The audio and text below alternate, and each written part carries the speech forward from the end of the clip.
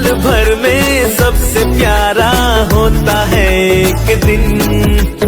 পৃথিবীতে সবাই যদি রক্তের সম্পর্ক নিয়ে জাজ করতো তাহলে বোধহয় আমরা অন্য কারোর সাথে কখনোই এভাবে মিশতে পারতাম না। আর একজন আরেকজনের সাথে তখনই মিশে যখন কিনা তার নিজের পছন্দগুলো অন্যের সাথে মিলে যায়। আসসালামু আলাইকুম, আমি আরুষারু আজকে একটি সুন্দর ভিডিও ব্লগ নিয়ে চলে এসেছি আপনাদের মাঝে। আমার ভালোবাসার মানুষেরা তোমরা সবাই কেমন আছো? দেখতে দেখতে অনেকদিন হয়ে গেল আমরা কোথাও বেড়াতে যাচ্ছি না। আসলে সত্যি কথা বলতে আমাদের ভিতর ওই মন মানসিকতাটাই মরে গেছে। ট্রাস্ট করবা তোমরা, প্রায় 7 মাস ধরে আমরা ভালোভাবে মন খুলে হাসি না। একটু যখন বেশি এসে ফেলি মনে হয় দুঃখ বুঝে আমাদেরকে এই ছোঁয়া দিল। বিপদ শখের জিনিস হারানোর জন্য আমাদের পিছুই ছাড়ছে না। দুনিয়াতে এত এত মানুষ থাকতে মহান আল্লাহ তাআলা কেন যে আমাদেরই সবসময় বিপদ লিখে রাখে? শুনেছি আল্লাহ যেসব বান্দাদের পছন্দ করে তাদেরকে সবসময় পরীক্ষা নেয় বেশি।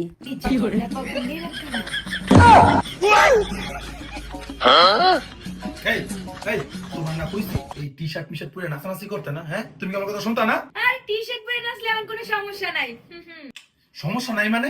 তুমি কি তোমার কমেন্ট বক্সে একটু চেক করে দেখো? আরে হ্যাঁ, এখন আমি কমেন্ট বক্স সবসময় চেক দিই। সবাই খালি জিজ্ঞাসা করে, আর আপু তুমি কিভাবে এত শুকাইছো, এত তাড়াতাড়ি কিভাবে চিকন হইছো? কি কয় এটা? হ্যাঁ, আমি যে দেখি অন্য তুমি নাকি অনেক মোটা এটা সেটা অনেক কিছু কমেন্ট বলে। আরে আমার গুনার দর জামা, এগুলো তো আগের কমেন্ট। এখন কমেন্ট বক্স চেক দাও, দেখো আমি কতটা স্লিম হইছি। আরে আসলেই তো, কিভাবে এত চিকন হইছো সবাইকে বলো। ভাবা জায়গায় 60 কেজি থেকে সোজা চলে আসছে 45 কেজিতে, আর এতটা সুন্দর হয়ে গেছি। আচ্ছা, ঢং না করে সবাইকে বলো তুমি কিভাবে এত শুকাইছো। শুধুমাত্র এই স্লিমিং টিটি খেয়ে আমি এতটা স্লিম হয়েছি। Grow long hair oil Facebook page থেকে। কি সত্যি? তো গাইস, আপনারা কি দেখতেছেন? তাদের গ্লোং হেয়ার অয়েল পেজটি ভিজিট করে প্রোডাক্ট নিয়ে নিন। হ্যাঁ গাইস, তাড়াতাড়ি প্রোডাক্টটি দ্রুত অর্ডার করে আমার মতো শুকিয়ে যান। ভাই দাবে এই টপিকে পরে আসি, আগে বলি আজকে আমরা কোথায় বেড়াতে এসেছি।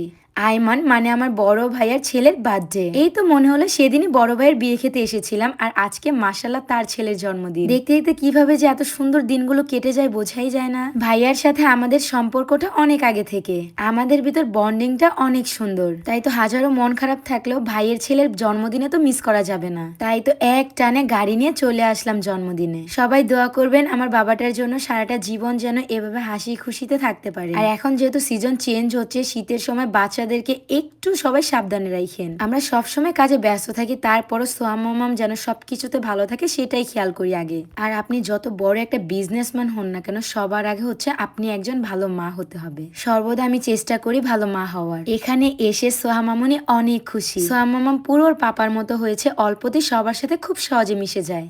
আমিও চাই আমার মেয়ে সবার সাথে হাসি খুশিতে মিলেমিশে কথা বলুক। আর আমাদের জন্য দোয়া করবেন, আমাদের মনে যেন কখনো কারোর জন্য হিংসা না থাকে। অহংকার তো আমাদের ধোয়া ছোঁয়ার প্রাচুর্যের বাহিরে, তারপরে দেখবেন আশেপাশে আমাদের শত্রুর সংখ্যা বেশি। আপন ভেবে যাদেরকে কাছে টেনে নেই তারাই সবার আগে পেছন দিক দিয়ে ছুরিটা মেরে দেয়। আসলে তাদের কোনো দোষ নেই, দুনিয়ার নিয়মটাই এখন এমন হয়ে গেছে। কারো ভালো আপনি কখনো সহ্য করতে পারবেন না। আরে ভাই, আমরা ভুলা যাই কেন? আমরা তো বাঙালি।